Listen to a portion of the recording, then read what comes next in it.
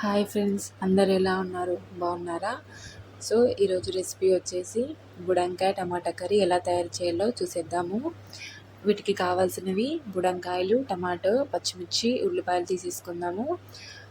So బుడంకాయలు cut చేసేటప్పుడు కొద్దిగా చూసి కట్ చేయండి. అందులో కొన్ని చేదుగా ఉంటాయి. సో ఒకటి చేదుగా ఉన్న కర్రీ అనేది చేదుగానే అనిపిస్తుంది. సో తినలేము మనము.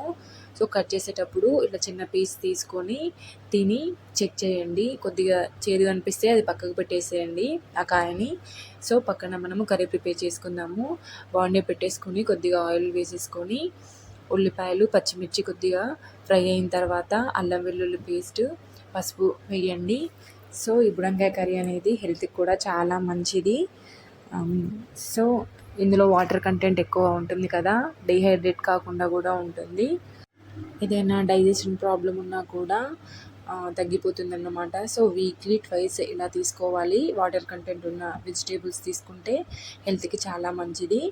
సో ఈ పీసెస్ అన్నీ ఆయిల్లో కొద్దిగా ఫ్రై చేస్తే ఏదైనా చేదు అనేది ఉంటుంది కదా, అదే ఆయిల్లో ఫ్రై చేస్తే తగ్గిపోతుంది.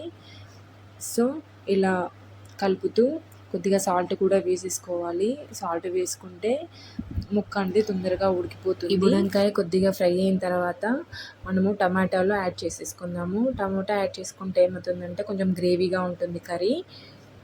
సో ఇలా మగ్గిన తర్వాత ఒకసారి కలిపేసుకొని మనము కట్ చేసి పెట్టుకున్న టమాటోస్ని కూడా యాడ్ చేసేసుకోవాలి.